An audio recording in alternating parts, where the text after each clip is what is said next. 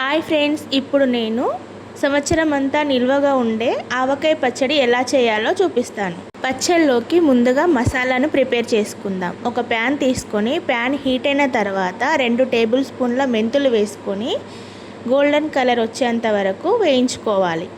ఇవి పచ్చివాసన పోయి మంచిగా గోల్డెన్ కలర్ వచ్చిన తర్వాత తీసి పక్కన పెట్టుకోవాలి.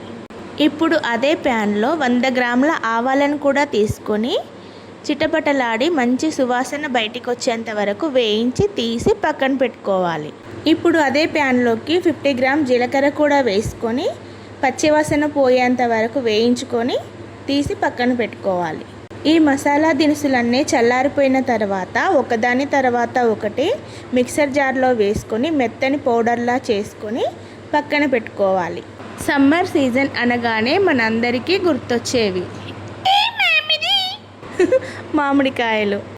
ఈ మామిడికాయలతో మనందరి ఫేవరెట్ మామిడికాయ ముక్కల పచ్చడిని ఇలా చేసుకుని సంవత్సరం అంతా ఎంజాయ్ చేయొచ్చు.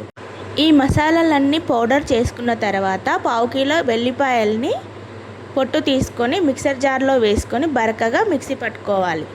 నేను 10 మామిడికాయల్ని పచ్చడి కోసం శుభ్రంగా కడుక్కొని ముక్కలుగా కొట్టించి తీసుకున్నాను.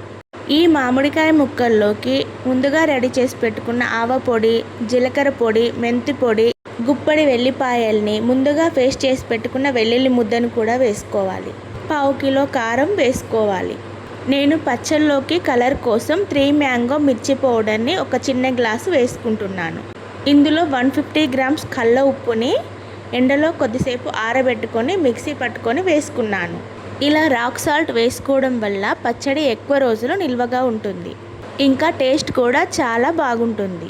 ఇప్పుడు మనం వేసుకున్న మసాలాలన్నీ మామిడికాయ ముక్కలకి బాగా పట్టేలా కలుపుకోవాలి. పచ్చడిలో 1/2 లీటర్ పచ్చి వేరుశెనగ నూనెను కూడా వేసుకొని కలుపుకోవాలి. పచ్చడిలో పచ్చి నూనె వేయడం వల్ల మామిడికాయ పచ్చడి నల్లగా అవ్వకుండా ఎక్కువ రోజులు నిల్వగా ఉంటుంది. మామిడికాయ ముక్క కూడా మెత్తగా అవ్వకుండా ఉంటుంది. ఇలా బాగా కలుపుకున్న మామిడికాయ ముక్కల్ని ఒక డబ్బాలో వేసుకొని స్టోర్ చేసుకోవాలి.